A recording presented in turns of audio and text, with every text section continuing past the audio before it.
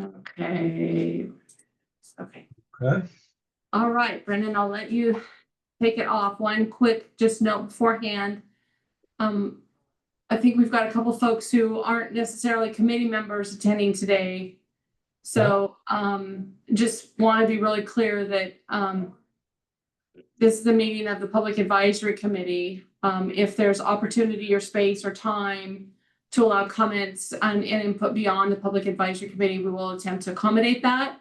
But our primary intent is as a conversation among the Public Advisory Committee members as they are advisory to the City Council for this project. So thank you all for coming and being engaged in Boardman's planning efforts. Appreciate it very much. Brendan, I will turn the meeting over to you and Matt and Andrew.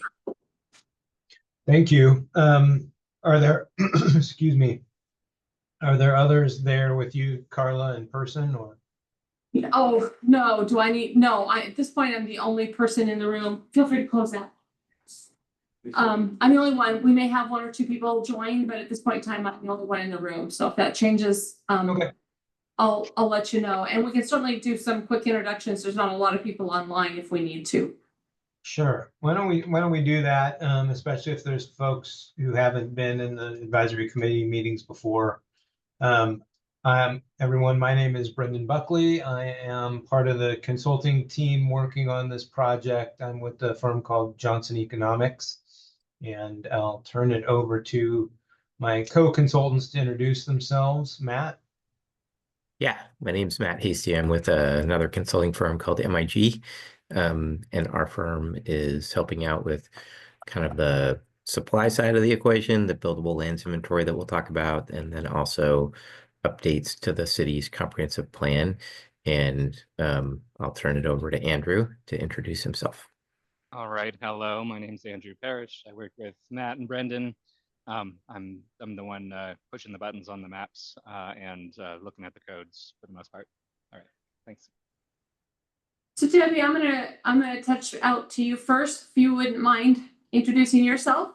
Yeah, I'm Debbie Rady. I've lived in Morrow County and Boardman part of my life since 1992.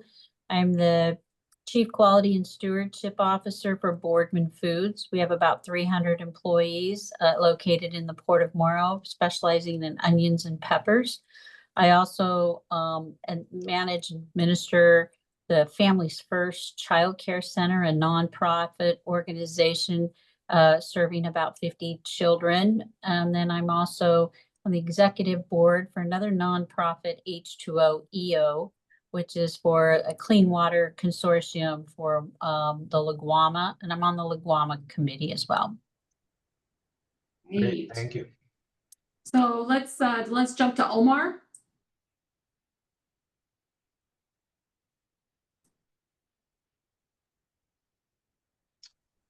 Hey Carla, and good afternoon to everyone. Omar Cardenas with Amazon, part of the land development team, and well, we got the invite from Carla, and just wanted to listen in. So, thank you, everyone. Yep, and Brian. Yeah, thanks, Carla. I'm also Brian Bolton with Amazon as well. We're helping Rodrigo out with some of the efforts here and just trying to get acclimated to all things Boardman. So appreciate the opportunity to be a part of this and see what's going on. Perfect, thank you. Hopefully we'll have a couple more people join in, but if not, we'll get started with this group. Appreciate everybody being here today. Great, thank you. Yeah, so we've got a couple hours carved out today, and we'll see if we how much time we need, but we do have quite a bit to cover, so we're going to jump into that.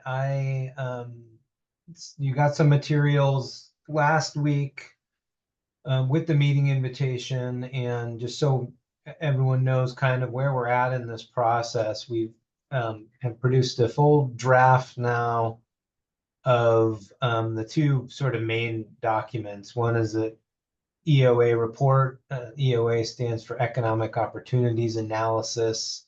I'll explain a little bit more about that. But so we've gotten, this is the first time we've had sort of a full draft of that main report done. So that was sent out, and then also the latest buildable lands inventory document that talks about the amount of employment land that's left in the city's urban growth boundary. So we want to cover those things today, kind of get into the findings, which we now have, and with a big emphasis that these are still draft documents. I think the buildable land inventory is very close to being sort of final, but the EOA this is very much a draft document, and we need to sort of talk about where it's at so far and get feedback. So I'm going to share my screen if I can. Carla, can you enable that? I will, whoops. Stop that. I will turn that on for you. You should be able to share now. Okay, thanks. All right, can you all see that? Not yet, but Not yet. yes, it is starting. Great, thank you. So we do have PowerPoint to help us get through some of our info today. On the agenda is ask Carla if she'd like to give a any kind of update on the overall city planning efforts that are going on. Then we'll get into the status of the EOA report, the buildable lands inventory, and then hopefully have some time for discussion to talk about what recommendations or sort of findings or action items might come out of the report's findings that we can recommend in the report. And then the final piece would be the review of the comp plan and development code review to find if there's anything there that needs to be updated to help address the findings. So this is a list of all the different planning initiatives going on right now. Carla, I don't know if you want to give an overview of where these are, or we could just list them, or I'll leave it to you to kind of decide how much detail you want to get into. Yeah, I'll do a real high level kind of, this is where we're at. So the strategic planning piece is over in the draft EOA. Brendan outlines what the 5 goals were that came out of that effort. You can follow that on the city's website. Transportation system plan, we are moving rapidly to a draft. Interestingly enough, Meg, who is support on this project, is also support on our TSP.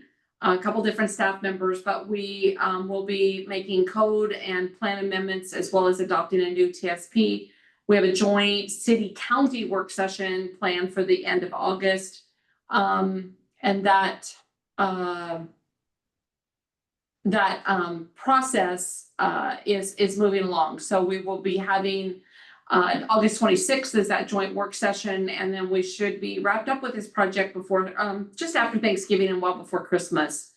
Parks master plan has been delayed a little bit. Mostly there's just so much happening there. It's a collaborative effort between the city and the park district.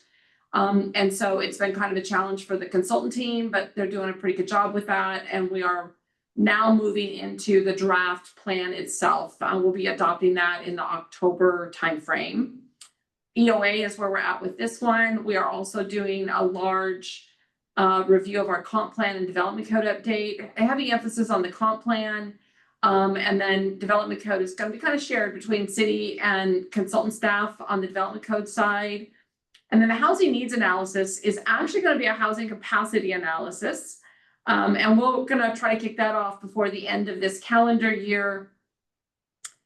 And then I guess I should also add that eventually we'll add to this list that after we adopt the transportation system plan, we've determined that we need to focus on the Main Street interchange as really a refinement. So we're going to identify the TSP, but we're going to identify it as the next planning step will be a refinement to our interchange area management plan, which was adopted in 2009 and needs to be updated based on newer information. So lots of work done. It's about a little over 2 years by the time we get done with everything.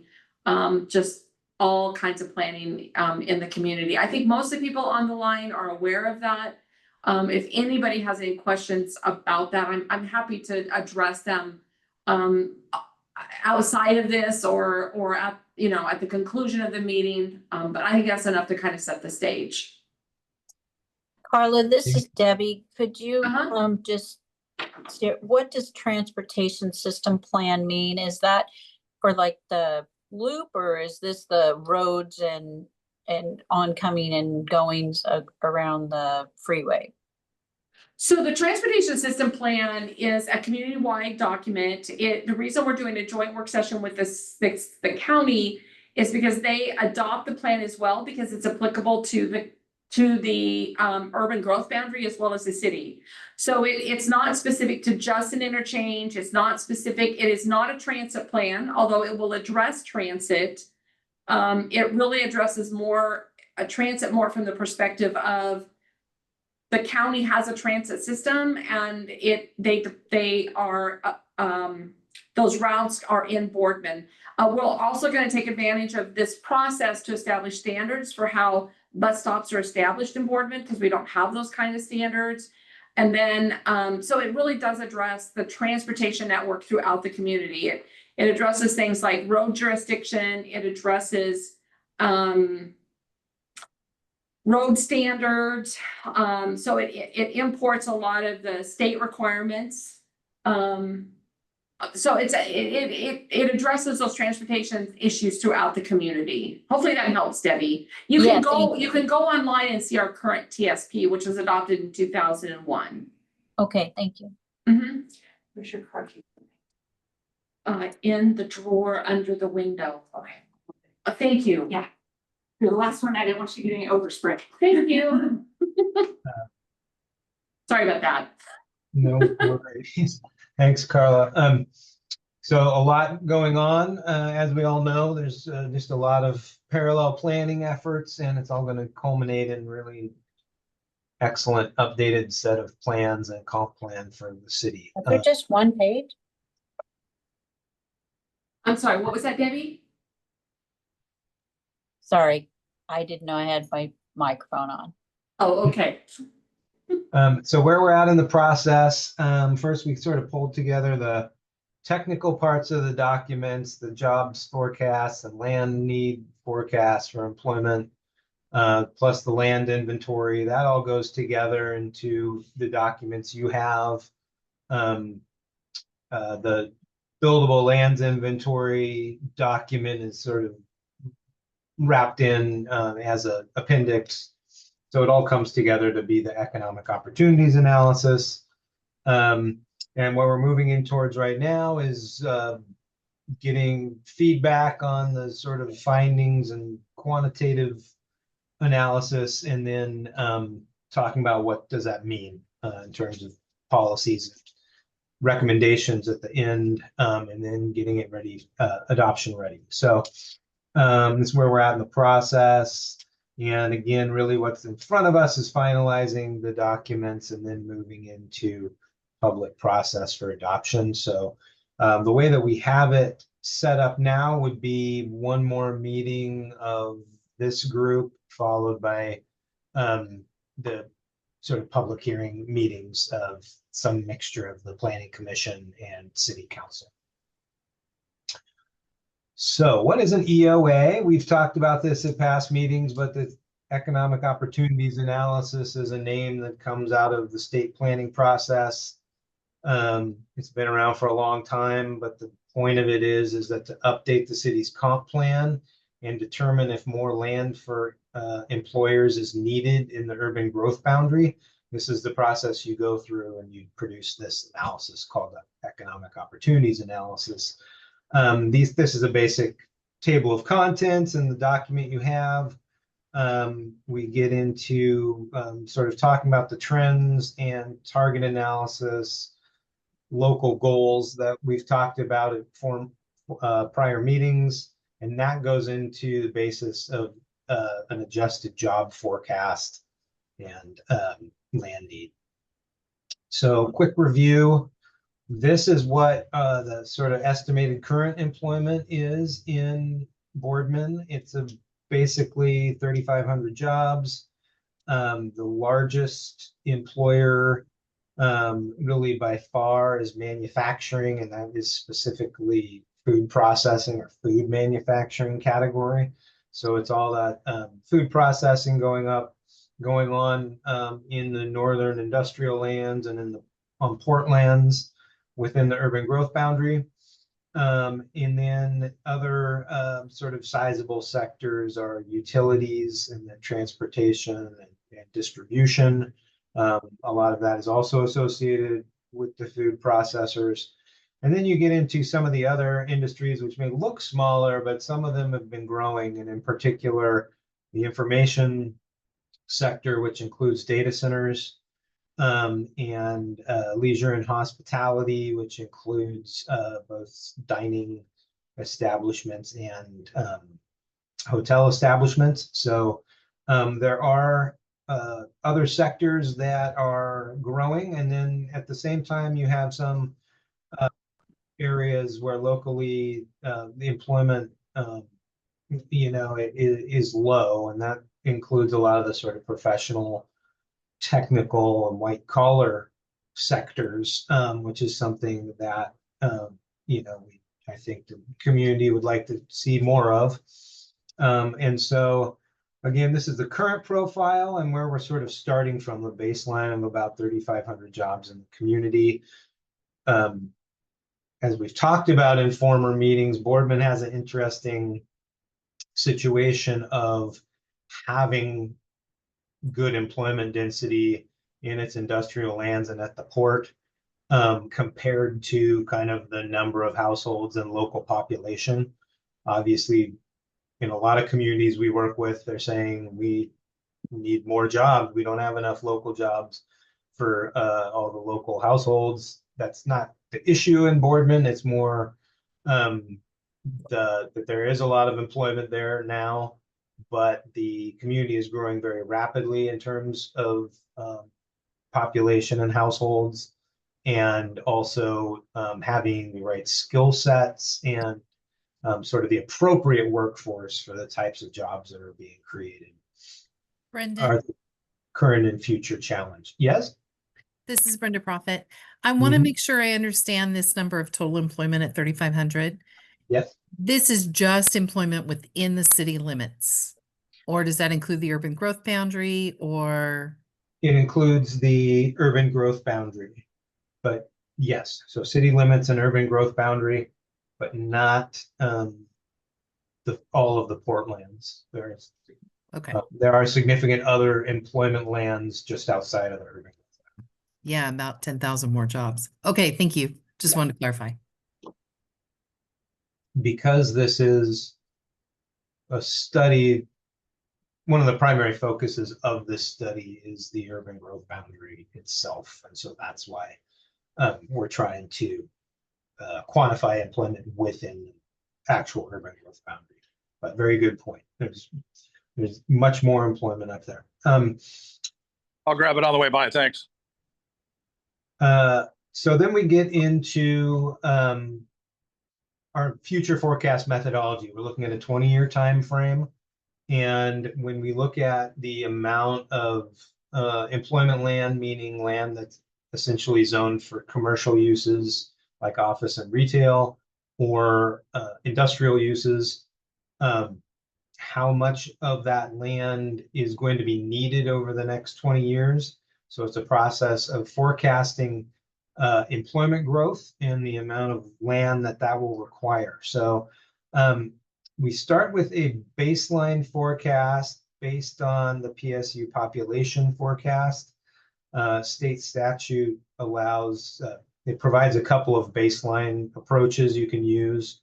But really, we're getting to an adjusted forecast because in this case, the population forecast from PSU is probably not only too low to accurately reflect population growth, but it will also be too low to accurately reflect the employment growth. And we know that over the past 10 years, or since 2010, basically, employment growth in Boardman has been closer to 4% per year. So if we just stuck with the population forecast, that's saying basically 1% per year. It would be much slower than what the community has actually experienced. So we want to get to an adjusted growth forecast. And the way we do that is we go through this process. We've talked about possible target industries. We've talked about major new employers and industrial land users in the region, which of course we all know means data centers in large part. But we've also talked about some known sort of proposed and probable future developments that might be happening in Boardman. Those include things like new restaurants, new lodging, and perhaps new healthcare facilities. So all of those are going to bring jobs that we can, while they're not 100% at this point, we can at least anticipate that they may be coming, and that the community, even if those projects fall through, the community is primed to maybe have another one of those down the line. So we want to make sure that we are forecasting jobs in those various sectors to reflect that growth. So, and finally, importantly, in Boardman is that rapid household growth. We aren't looking at residential land right now. The housing capacity analysis will be coming in the future, but these things are very intertwined. And so as the community has already been growing quickly and is anticipated to continue that, those new households are going to bring their own demand and spending and growth in the economy that needs even more jobs. So this is the draft. It's in the current draft, and I just want to emphasize it's not final yet, but this is what our approach to that adjusted forecast looks like at this point. So if we just wanted to go with that PSU population forecast that I said was not going to be adequate, that would have meant about 650 new jobs over the next 20 years. The adjusted forecast is much more robust. It is projecting a growth of about 2,300 new jobs, or growth of about 65% over the current job base over 20 years. So much faster. That comes out to growth of about 2.6% annually. So even though that may seem more robust and aggressive, it's actually less than what the community has actually achieved in the last 15 years or so. There has been a growth rate of 4%. I guess I put it on there. So there you go. That is the current forecast. What you see on the right is where those jobs fall. So the dark green bars are the adjusted forecast. The light green are just sort of applying the PSU population forecast. So what you'll see is those areas where significant more employment is projected. The information sector and the data center sector is a major one. That's obviously a large share of the future forecasted employment. We can talk a little bit more about that in a minute. But other areas of growth are construction, which we anticipate to keep growing in conjunction with all this data center development activity. And then the other things I mentioned, such as retail, leisure and hospitality, and healthcare, we anticipate more growth in all of those sectors, as well as the warehousing and distribution, and also increased growth in manufacturing, because that's such a large part of the current economy, and we are talking about the city's economic goals and aspirations. We want to reflect that is an important part of the city's industrial economy and the port, and that is anticipated to keep growing. So the next step is to take that forecast I just talked about by sector.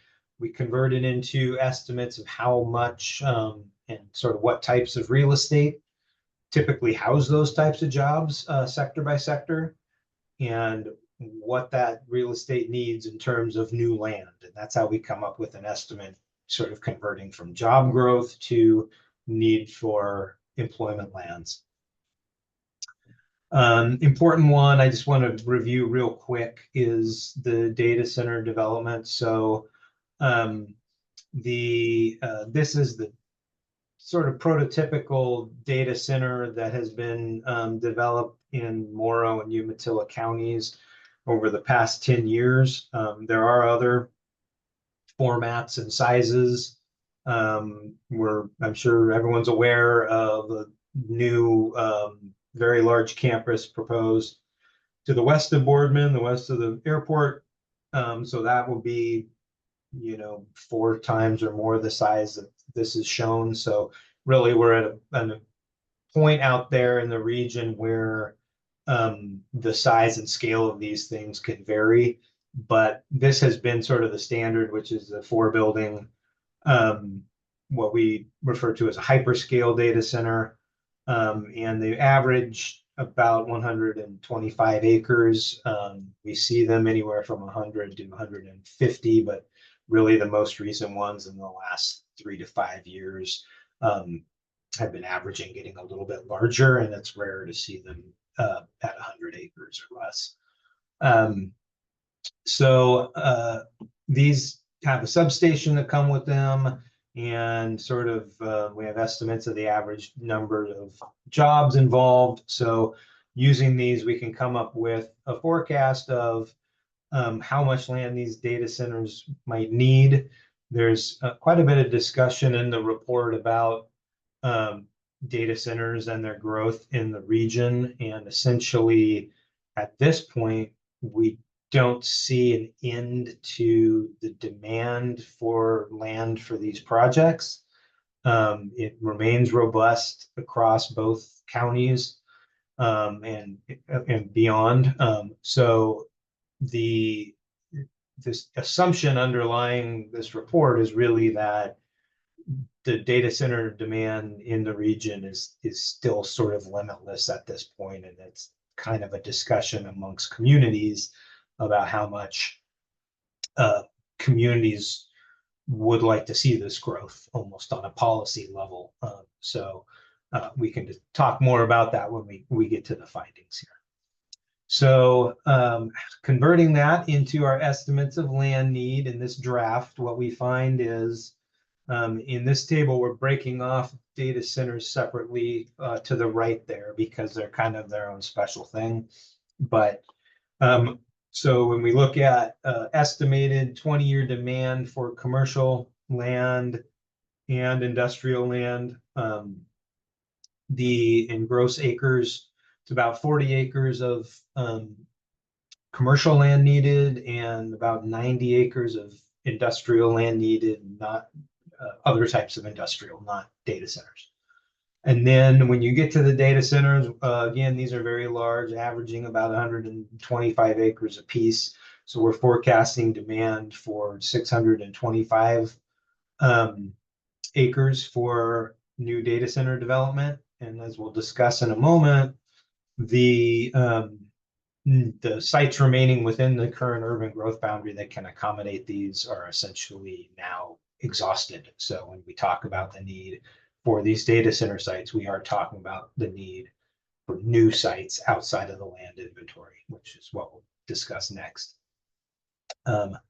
So that is on the land need side. Before we get into the land inventory with Andrew, which is sort of the supply side, are there questions or comments on this? Brenda? Yes, I was wondering if there's a spot here. I see commercial and industrial, but what about residential? Yeah, so on the residential land, that is an entirely separate process to look at residential land versus employment land. That's called a housing capacity analysis. And the city is planning to do that, but it is coming in the future. So essentially they're two separate tracks, and this project is not looking at the residentially zoned lands. So the urban growth boundary for residential is done through this other pathway. That's right. Okay, thank you. Any other questions or comments on what I've covered so far. Don't know if I see any hands raised. Okay, I will turn it over to Andrew then to talk about the buildable lands inventory. All right, thank you, Brendan, and good afternoon. So we're looking at the land supply side of this equation, and trying to find out what's actually potentially developable that's left in the urban growth boundary in order to make decisions about how to grow the urban growth boundary.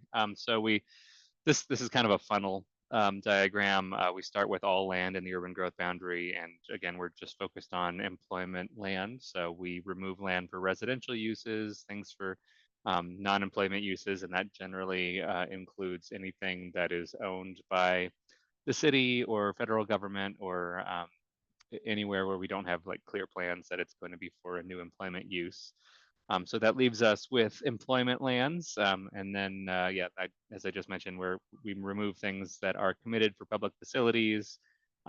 We also have a step where we remove wetlands, floodplains, steep slopes. So we're really just looking at the kind of unconstrained developable land there. And then we make some assumptions for new infrastructure that's required. That's typically roads or sewer, wastewater, stormwater kind of facilities, and that gives us kind of a gross to net figure, and we end up with a number of net buildable acres within the urban growth boundary, and that's kind of the comparison point for the land need that Brendan was just talking about. And then after that step, maybe there's property owners who are not willing to develop the property. Maybe there's infrastructure constraints, maybe there's market drivers that the city can try to address. And those are all kind of policy strategy discussions that come out of this effort and can be put into comprehensive plan policy or the capital improvement plan or things like that to actually get development to occur where the city wants it to happen. Next slide.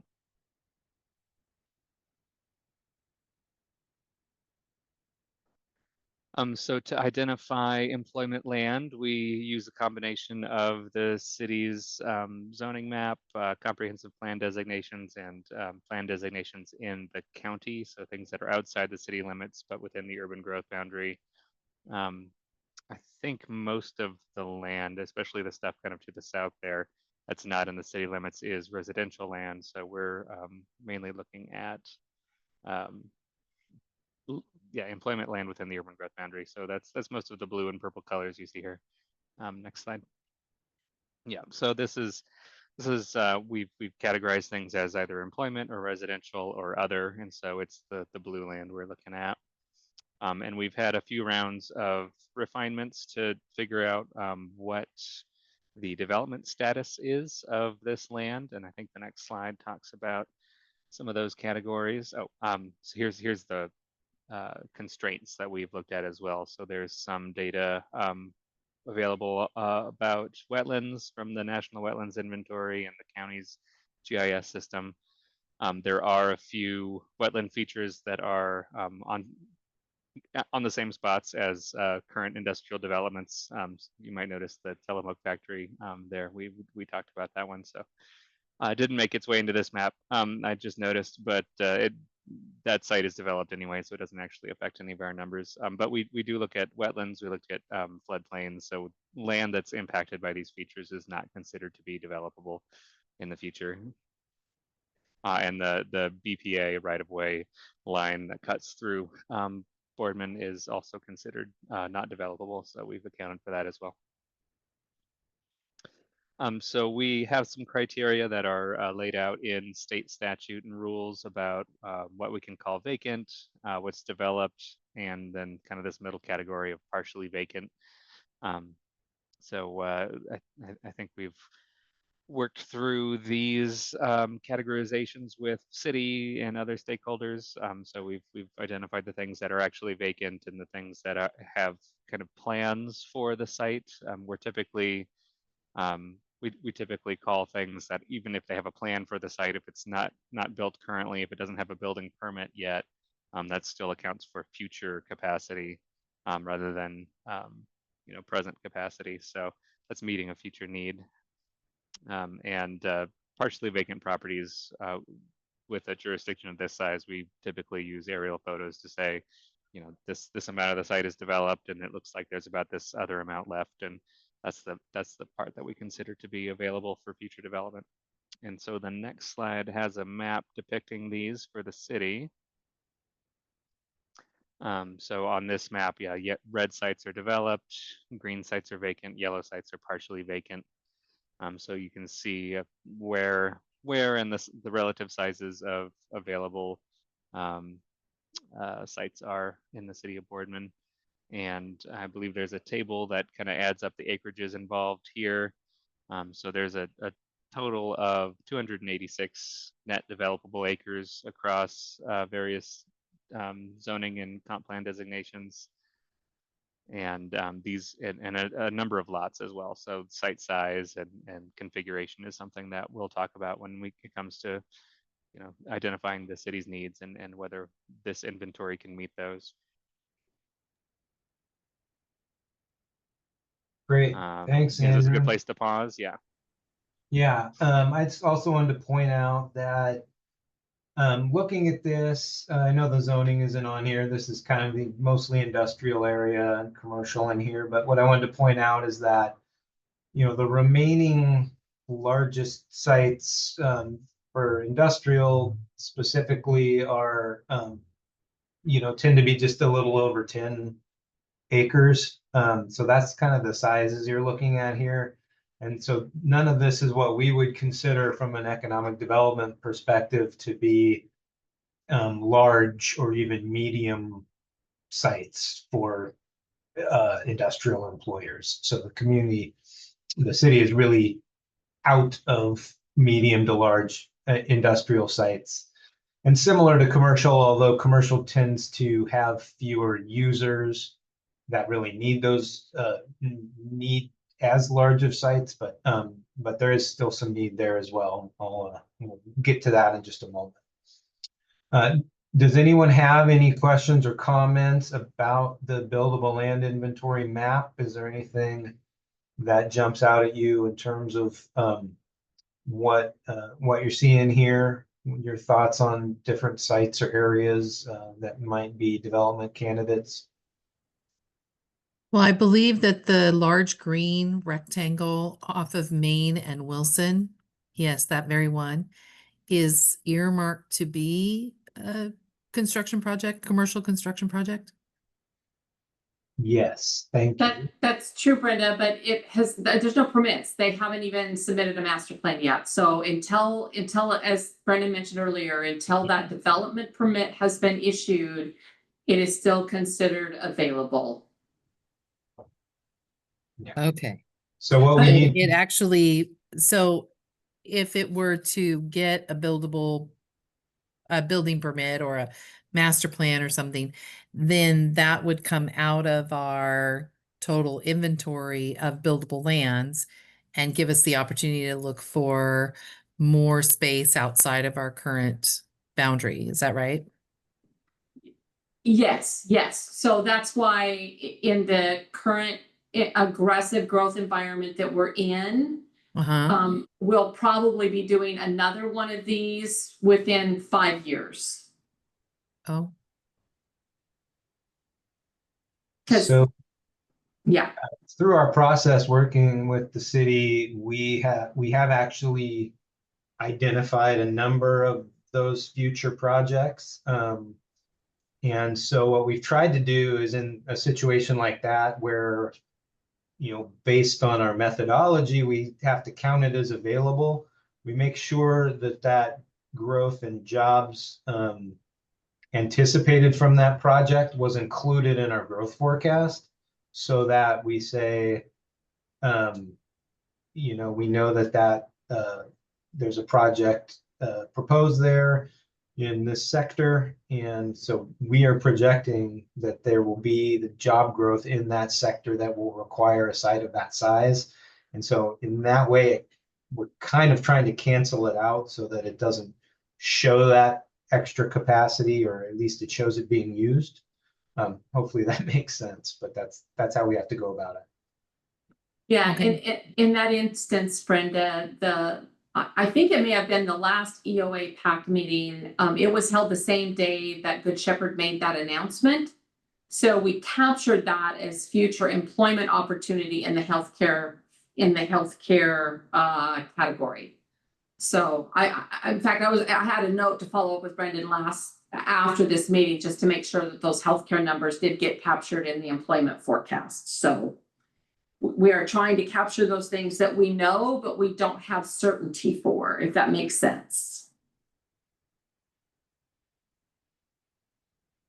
Good question. Yeah, we ran into a number of those situations because growth is dynamic right now in Boardman. So we tried to identify those and account for those. So let's move on to reconciliation. So what does it look like to compare the 20-year demand that I was talking about before with the remaining buildable lands inventory that Andrew was talking about? Where does that leave us?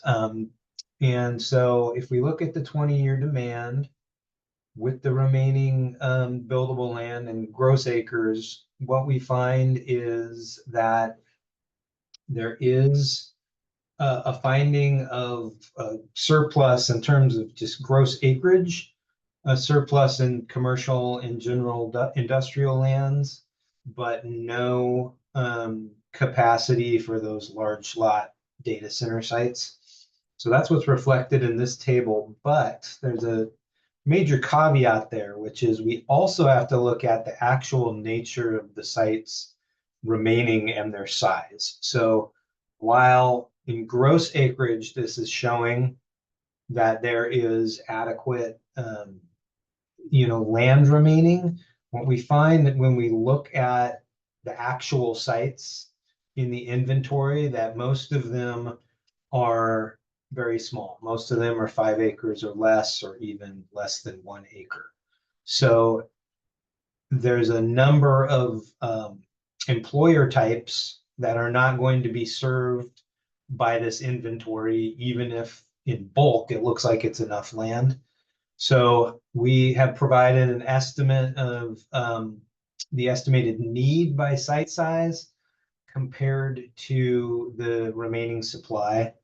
And the way we do that is we look at the current breakdown of firms in the community by size, and we look at averages of site size of different, job employer sizes in different sectors, and the type of size of firm and size of sites those need to come up with this estimate. So essentially what we found is that on the commercial side, there are still some sites left, including around Main Street and in key areas, but there are no these mid-sized sites left. Essentially, what you have is a lot of small sites, which are actually, what many businesses, including retailers and fast food restaurants and so on, need. They need smaller sites. But there's also a need for some medium-sized sites that would perhaps hold an entire shopping center, or multiple users, or perhaps a large business park, or those types of things. So that's on the commercial side. On the industrial side, there's a much greater range of need, starting really above 5 acres to have a full range of industrial sites for different types of users, so that you have some in the 20-acre range and some in the 30 into the 50-acre range.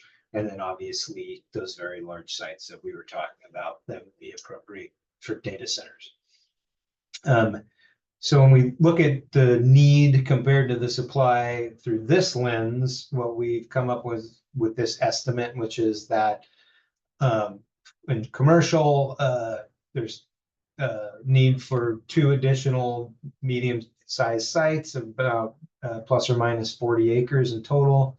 And on the industrial side, an estimated need for 12 sites, ranging from medium to very large, for almost 800 acres. So these are the sites that are not being, the demanded sites that are not being met by the current inventory, and add up to quite a significant acreage, a total estimate of 830 gross acres, the majority of that being those large data center sites. So this is really one of the main takeaway findings of this economic opportunities analysis, this draft iteration of it. But it's important that we all know that this is one of the major takeaways from the report at this point, and I'm happy to hear any thoughts and comments that people have on that. Debbie? You were talking about the data center, 625 acres was called out, the total 750. And then there was a 412 acre deficit. So are the 625 acres for data centers already assigned to them? Or you're just thinking the data centers, Amazon or somebody has said, we would like to build in Boardman this additional 625 acre data center farms? It is, there are not specific projects assigned to them. So this would be the next phase of coming out of this planning, and it might wait until after the housing capacity analysis on the residential side. But anyway, the next process is to say, okay, we've found a shortage of land within the urban growth boundary and we need more. What does that mean? And then you do a study about where that would be located, where it could possibly be accommodated. So, but no, these are not attached to specific projects at this point. What it is a finding of, given the very high demand for large lot industrial for this use, what would the Boardman community like to talk about in terms of the amount of this development activity that the community might like to capture or have take place within the Boardman, urban growth boundary, as opposed to outside in the county and other communities and the other places that you all have been seeing it happen. So, okay, yeah, Brenda mentioned I'm gonna say it's a Good Shepherd Hospital project is what I think she was referring to. I've also heard about hotels, as the Sage Center expanded, there was hotels. How many projects are not included that are similar to Good Shepherd that we know are likely, that are not already shown in the work that you've done? So we have a good idea of maybe of projects that are, right. 90% go forward or something. I don't know what That's a great question. So we have tried to include all of the projects that Carla identified as sort of probable. Okay. That includes multiple hotels, multiple restaurants, and things that we know of attached to specific sites. So similar to what I was describing with trying to forecast the healthcare growth that is likely to happen on that big site, we've also tried to forecast appropriate growth in like lodging and hospitality and in retail and dining to reflect those known projects. So how would we know as this committee, which ones, we see the land, we've heard that we think they're going to build there or wherever a church is going to be built, they bought land. How, in what you're presenting to us, how would we as a group know the ones that are most likely to go forward and the ones that are not, if they're not, typically we wouldn't get highly specific in the EOA about individual projects. Okay, It's kind of our preference to do it that way. I guess there's no reason we couldn't, but it would be, I think we'd want to hear from Carla about how much she wants us to discuss individual. sure. Right. Yeah, no, I get that. It's a little confusing Yeah. for me, not being in the weeds. When you're saying, no, we didn't include the Good Shepherd Hospital project, then it makes me question, what No, data centers we aren't did. being listed, or what, I see. other schools or anything else that already, we pretty much know we're gonna have hotels, we're gonna need more schools, we're gonna need more of those things. I think the land has already been kind of set aside, or at least I thought it had, or parks and stuff. So then your available land, really, it might be less than what you're describing, or are you including all of those possible projects, even if you're not listing them on your map? Right. We're trying to include them. Okay, We've been over the BLI map in a lot of detail a couple of times with staff, really trying to identify all those. but we shouldn't worry too much about giving input on some other items that we think, like I'm particularly thinking about retirement home and assisted living care. And if Good Shepherd is coming into town, then it seems logical that and that I heard that there was additional land. They bought a large piece but don't need it all, or that at least was the rumor. So is that the place where assisted living would go, or some additional retirement village or whatever? So these are all possibilities, but I believe there's a very big need for it. So what kind of things are you looking for us to give you input in, I guess? More that I want to make sure I'm doing a good job. Yeah, thank you. And that's a great example. So we did not make any adjustments to think about that type of thing specifically. Assisted living and retirement homes. So that's a tricky one because again, there's going to be a separate residential study, but assisted living is typically counted in commercial land need. So that is the type of thing we need to think about. So, that's a good example, and we'll make note of that. So I guess just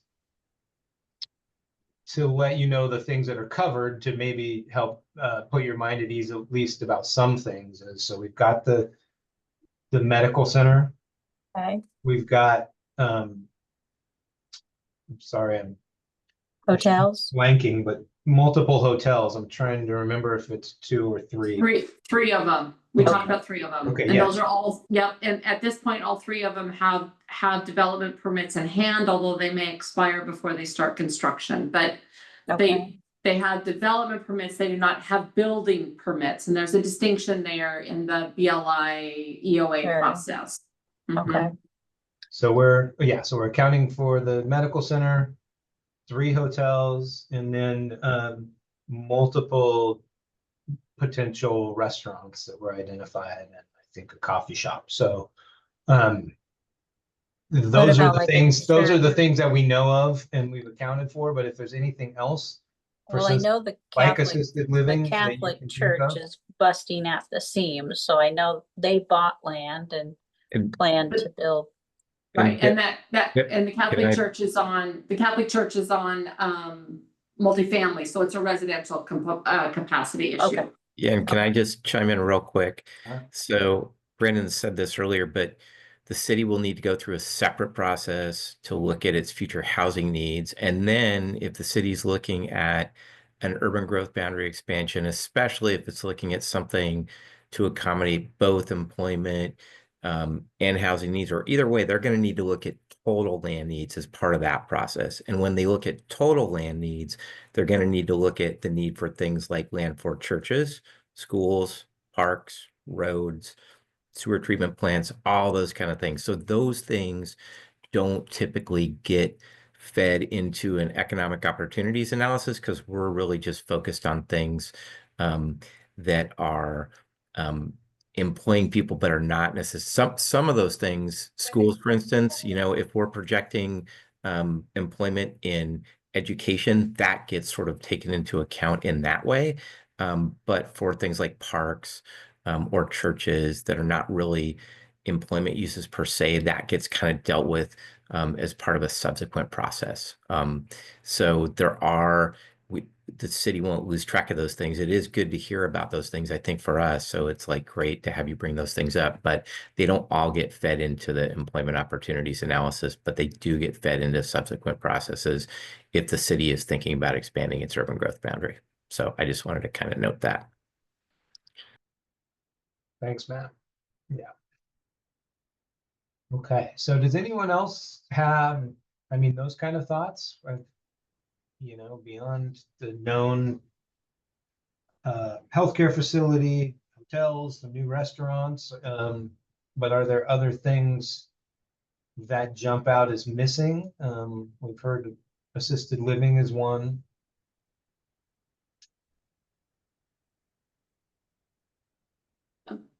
Brendan and Matt, this is Carla again. I guess I would just add, just because the question keeps coming up about where are we going next. We've been kind of sensing what the outcome of what this study is going to tell us. And we are looking very carefully at an urban growth boundary expansion for industrial lands, predominantly industrial lands. Because again, it's kind of telling us that we have enough commercial and enough of the smaller lot industrial. So it really is that large lot industrial. On the residential lands,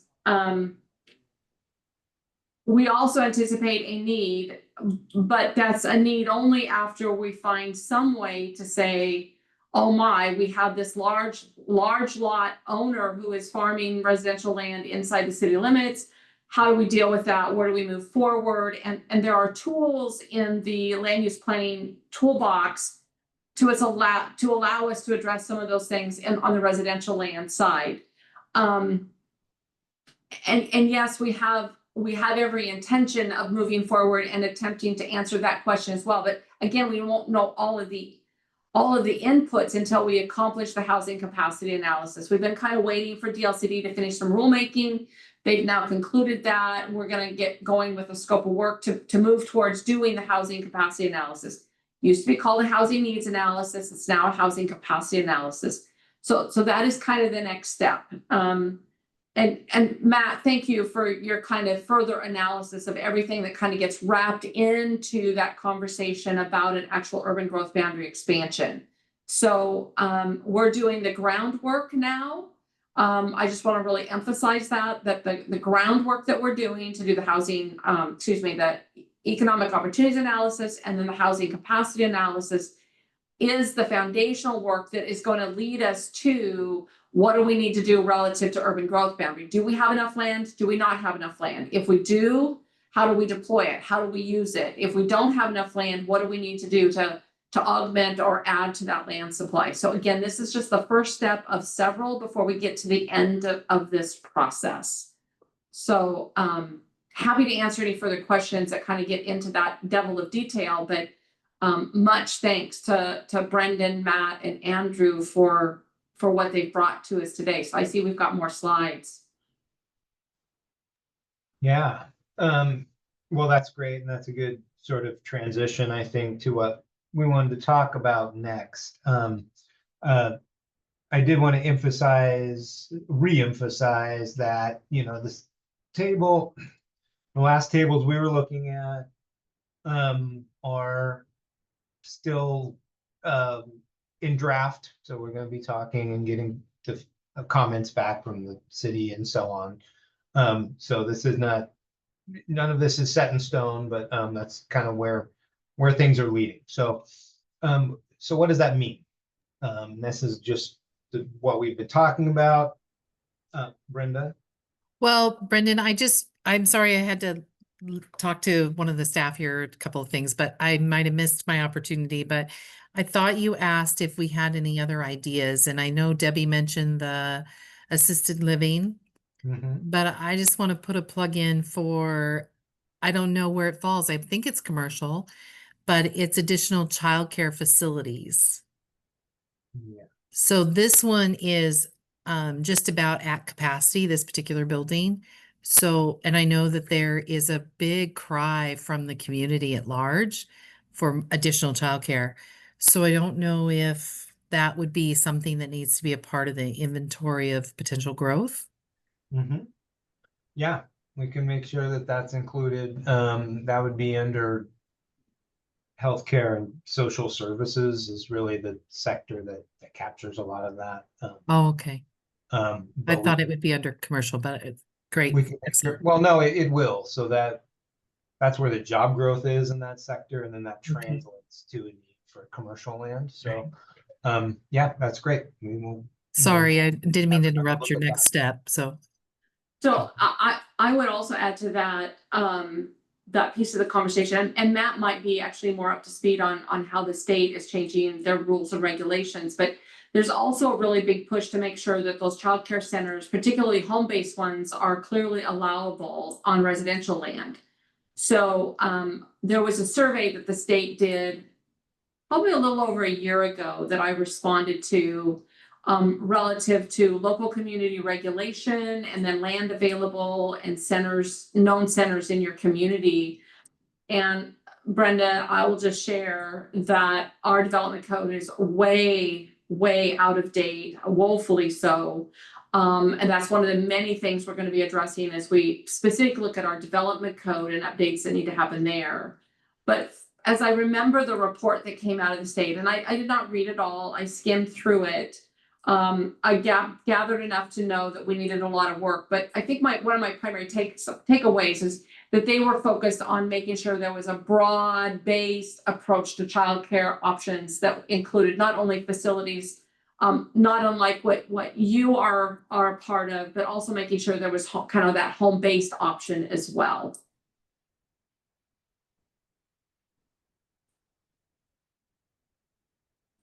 Great. Yep. I guess I'm just saying more is required. Oh, absolutely. I don't disagree with that at all. And I think we need to make sure that we're making as many options and opportunities available as we can. Yeah, I Okay, think the great. point for us is just to make sure it's accounted for somewhere, whether Yep. it's in this piece, the housing piece, the broader UGB piece, that somewhere it's addressed the need. So good to think about. Okay, so what does it mean? We have a need, or looks like we're heading towards a likely finding of the need for additional land within the urban growth boundary, most of that being industrial and most of that being large industrial sites. So, and with also a smaller amount of commercial land need. So what does it mean? What do these findings imply for what comes next? So just so you know, the EOA, we tend to end with sort of a discussion of like, here's some strategies, here's what the city might do. Actually undertaking those strategies is the next part of the process. So that's really, it's more about making recommendations at this point to include in the report. But so a major thing, and this is required, by state law and the state planning process, is to ensure that there is employment land available and that it's adequate and appropriate, and to meet the 20-year land need. So if that is not the finding, and which it isn't in this case, then you talk about what can you do. You can expand the urban growth boundary to bring in that amount of acreage you think you need. Another option is what's called a UGB swap. That's if you identify an area that has been included in the UGB but is not, UGB is short for urban growth boundary. I'm sorry if I may not have said that. I don't want to confuse people. So we're talking about the urban growth boundary. So a swap would be if you have an area in the city that has been included in the urban growth boundary but has not developed, and it seems like maybe there's a problems or issues with it and it's not going to develop, you can pursue a swap, meaning you're going to take that back out of the boundary and include land that's more likely to develop. Other steps are to look at different ways to make the best use of the land inventory that you do have remaining. So these are things like encouraging infill on any sites that can maybe hold more commercial uses, maybe a little greater density. Look at redevelopment of any uses that have become obsolete or maybe are vacant and have been for a long time, and just the building and layout is no longer current, and redevelopment would activate that site. Another thing is facilitating the use of brownfield sites or wetland sites. So there are ways to mitigate those issues. A brownfield is a development site that is has a past use on it that has contaminated the area. So that might be a gas station. Sometimes it's a dry cleaner, things like that, where there's contamination in the soil and it has to be remediated before that site can be reused. So sometimes there are sites like that around town that would be great if they could be cleaned up. There are other sites that may be hampered by wetlands, and there are optional ways to mitigate that and relocate the wetlands or create new wetlands elsewhere, that type of thing. So you can use more of that site. Other options are rezoning non-commercial lands. That's if you have lands that are usually residentially zoned and similar to what I was talking about a minute ago. They're just not being used. They're not being developed for whatever reason and don't seem to be appropriate.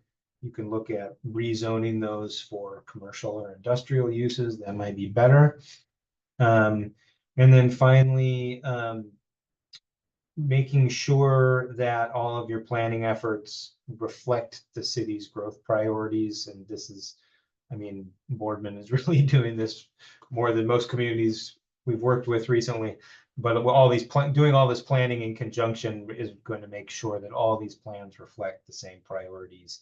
And that, for instance, if you add industrial land somewhere, that it's going to be reflected in the transportation system plan and it's going to be served by utilities and things like that. So these are some of the major steps that the city can take to help try to meet that finding of land need coming out of the report.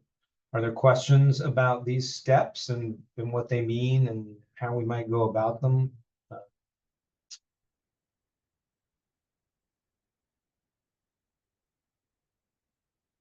Okay. So another category of strategies that can come out of this report is looking at things like your zoning and your development code. So does your current zoning allow all these types of uses that that you want to see happen? Sometimes you can take a look at your development code and be surprised that somehow it's actually doesn't allow the uses or has sort of development standards that don't allow the type of industrial facility that you were hoping to see with your target industries. We can go through the process, and Matt will talk more about this in just a minute, but a process of trying to identify those things in the code that might be forming obstacles.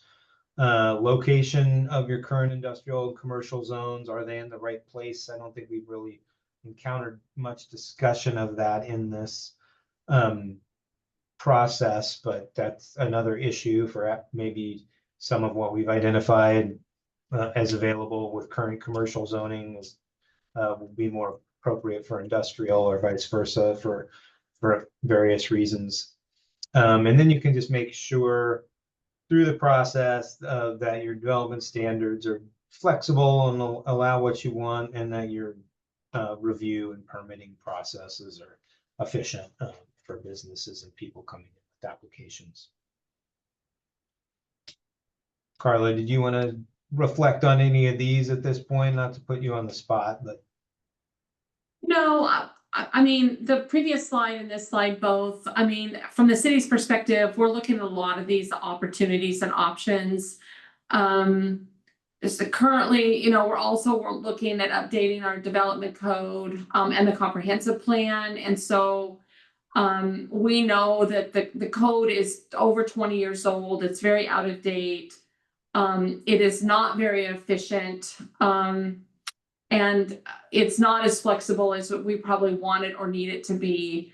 I'm not real concerned about the locations of industrial or commercial zones. We've certainly probably misled the community over time with the placement of parks on land that was zoned for tourist commercial uses and didn't really have a strong emphasis on dedicating park space. And while this is not a discussion about parks, we are also working on a parks master plan. And we are going to come out of that process with a clearer process to dedicate where parkland is and will remain. So again, we're learning a lot doing all of this simultaneously. So there's a lot of things that I think will continue to change and grow as we work through all of these steps. But in your previous slide, you mentioned brownfields. We're certainly having a conversation about how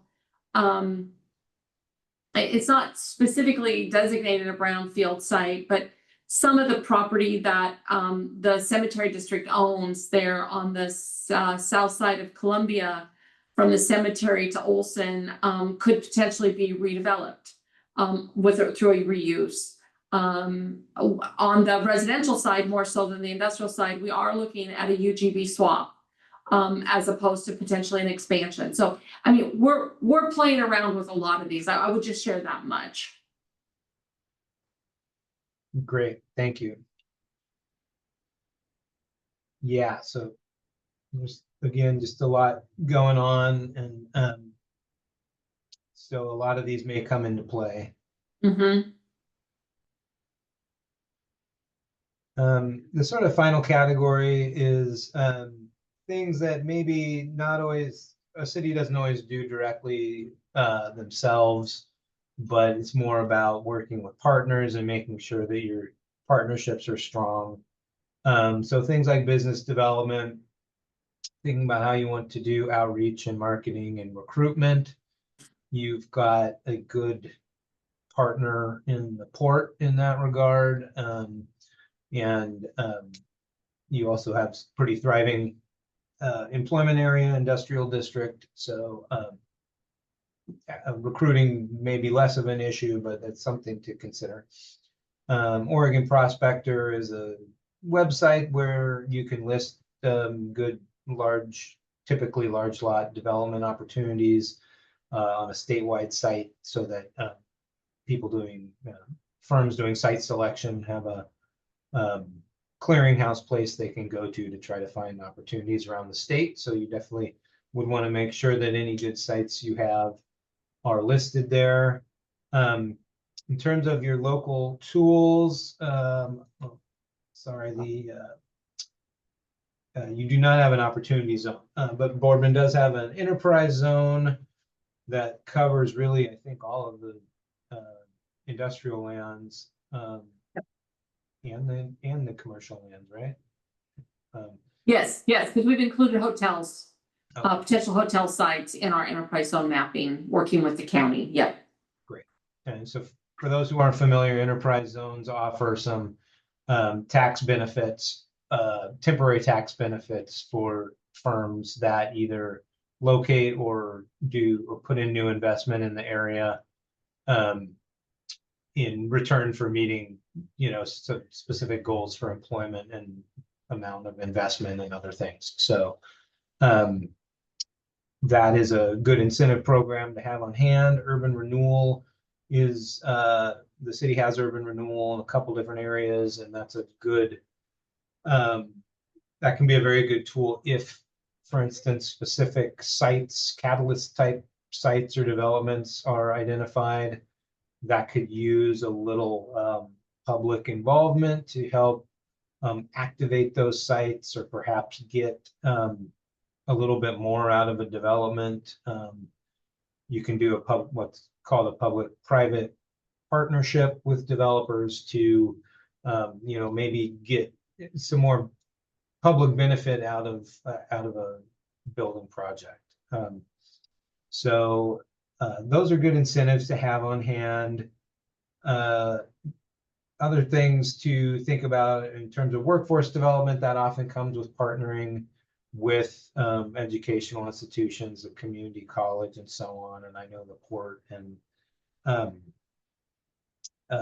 the broader economic development agency have those types of connections and programs going on, especially with the growth in the data center industry, those training workers for those very specific kind of jobs, getting enough construction workers and so on, makes those types of training and trade school programs very important. And then finally, we talked about childcare, and that is something we can help address through the EOA. The issue of workforce housing is something we would talk more about in the next housing capacity analysis project, but it's very important to economic development. I think a lot of communities have identified that mismatch between economic growth, the types of jobs, income levels, and the amount of and types of housing that are available to meet those workforce needs. Again, that's something that's important both on the economic development side and the residential side. So just so you know, we sort of, what will come in the next draft of the report is that we basically come up with a table that talks about these different types of things, describes them, provides more detail about each, and include that in the report, and we can refine that and edit it some more to identify those that are best suited for Boardman. And again, these are not, adopting these in the EOA is not committing the city to doing these right now, but it's more of a list of possible action items and approaches to take. So that is sort of the different categories of strategies. And then we also today wanted to talk about the other next step that is sort of starting now at this stage of the process, excuse me, which is Matt and Andrew and their team will be doing a review of the comp plan language and the development code along the lines we've been talking about. So I don't know, Matt, if you wanted to say some words about how this process goes and just kind of set it up. Sure. Yeah, I'll say a little bit. So the city of Boardman has what's called a comprehensive plan, and that's kind of the overarching policy document for the city that covers sort of all manner of things that the city does. So it covers this topic, economic development, it covers housing, it covers parks, it covers transportation, although it typically refers to another planning document for that, but kind of the whole gamut of things that the city does. And so one of the chapters in there is related to the economy. And so typically when a city prepares an updated investment opportunities analysis like this, they also update their comprehensive plan. They do a couple of things. One, they adopt the EOA as a supporting document of their comprehensive plan, and then typically include at least some summary information from the EOA into kind of the body or the narrative of the comprehensive plan, just to provide a description of employment conditions and projections and needs within the city. Usually try not to get super detailed because a comprehensive plan is meant to be a 20-year planning document, but enough information to kind of help paint a picture of that aspect of the community. And then the plan, again, it's this overarching policy document. So it's got a set of goals and policies related to economic development, and some of the things that Brendan talked about just a few minutes ago, those strategies, some of those things can become policies within the comprehensive plan. So we will typically at this point, or around now, be looking at the comprehensive plan and identifying updates both to the narrative and to the goals and policies. So we'll be getting started on that fairly soon. And then in terms of the development code review, Brendan talked about some of the things that the city would typically do to address any kind of known obstacles or barriers in the development code that relate to meeting the economic objectives we've been talking about. So the city's already doing some work on kind of both of these aspects of planning. They have a separate project to update the comp plan and the development code. And so this work that we're doing will feed into that process, and we'll be working with the folks who are updating the comp plan and the code just to make sure that we're, you know, all in sync in terms of those updates to both the narrative and to the goals and policies in the comp plan. And then to the extent changes are needed to the development code to that as well. We're not really planning on doing like a full scale update of the city's development code as part of the EOA process, but that is happening to a degree, you know, as part of that separate project. So maybe I will stop there and I'll just see if Carla has anything to add, particularly about kind of the coordination between those two efforts. I don't think so, other than, you know, I've been trying to connect the various contractors that we have doing all of this work at appropriate times. And I guess what I will say with this is it's kind of like, okay, I need to make sure, Matt, that maybe you and Brendan and I pull in some of the Cascadia partners and we just have a quick check-in on kind of where we're at, so that we're not duplicating efforts if we don't need to. So yeah. Yeah, I think that is an excellent idea. I Yeah. always they don't want to duplicate any effort. And yeah, and I know, you know, they're sort of keeping track of our work and we're keeping at least some track of their work. And I think, yeah, doing a quick get together would be really helpful. So yeah, thank you. Yeah. Yeah, the other note I made, and I guess this would be a question to the PAC members. You can go to the city's website and go to the planning department page and get to the comprehensive plan. Or I could simplify it for you all and just send you a link to Goal 9, the Goal 9 chapter of the comprehensive plan. And maybe I'll do that even without your head nodding. I'll just send that to you so you can kind of see where we're at. And then when you get to where we're going, it'll make more sense. So I guess PAC members, look for that link to come out in an email to you all so you can see where we are currently with Goal 9. I think you'll find we're a little bit out of date. So yeah, anyway, I guess that's what I would say at this point in time, Matt.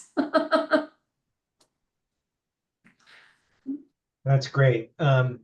Thanks. So we'll send that information around, and in the meantime, we will work with you, Carla, to maybe talk to Cascadia partners.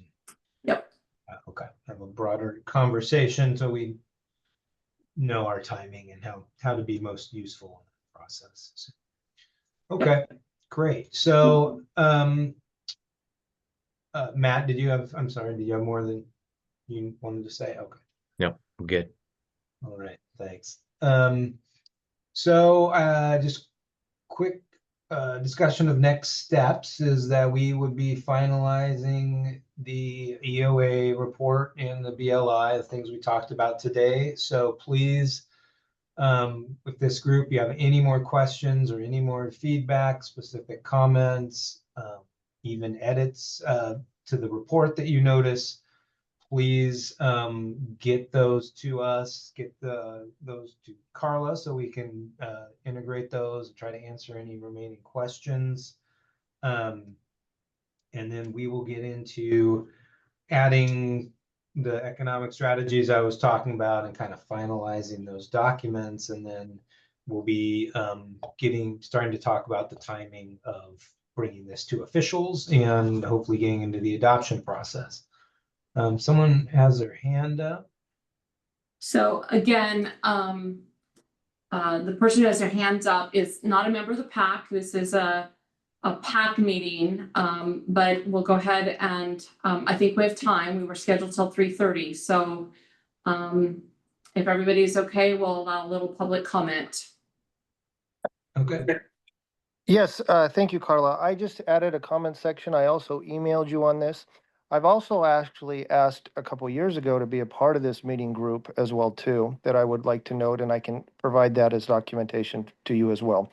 But one of the biggest concerns that was missing from the packet was that these data center jobs are transient jobs and how it's bringing in and cause the per diem that they get paid, and it's raising rent prices in this area where the locals have to compete with those pricing. And there's more specifics I can go into as well on this, but this really needs to be added to the EOA. And I'm going to be really disappointed if it's missing because it's such an integral part. If you drive around town between 8 and 10 o'clock at night, you can see that there are so many cars.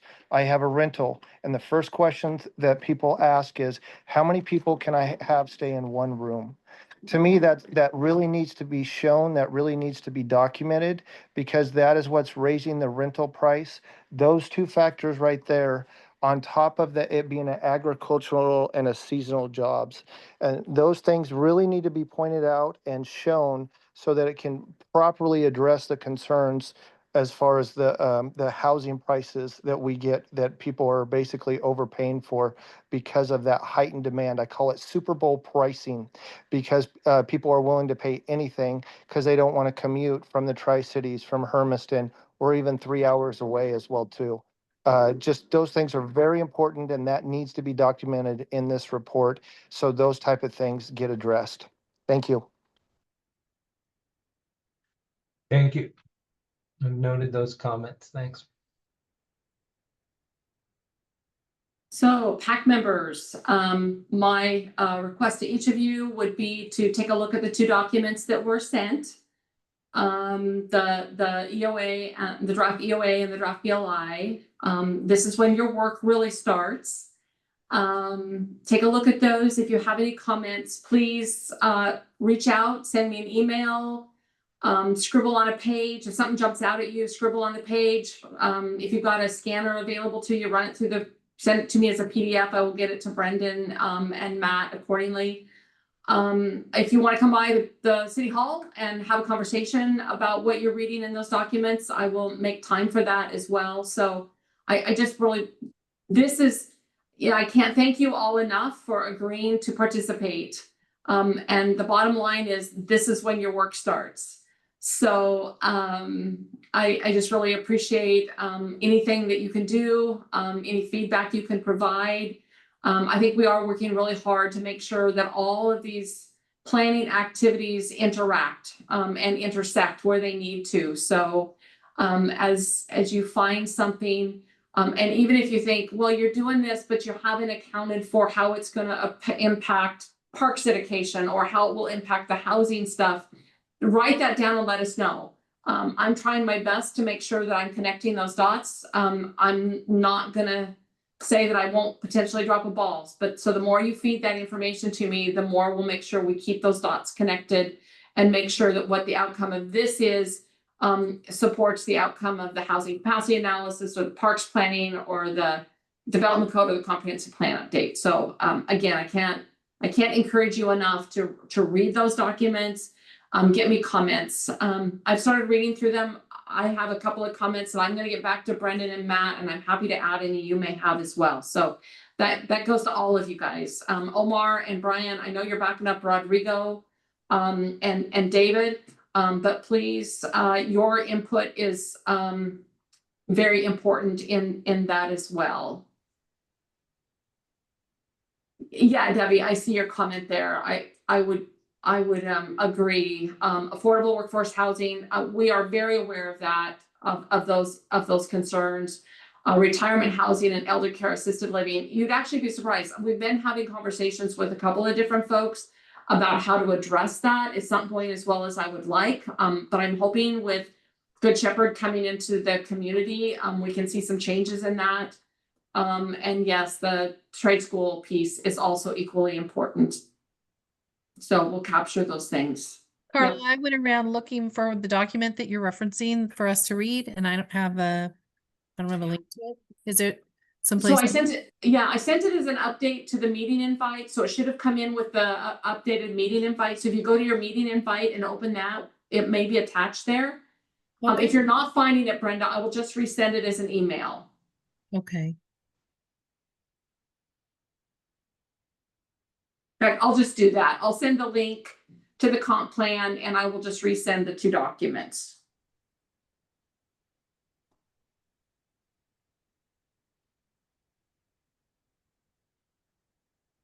Any other questions or comments?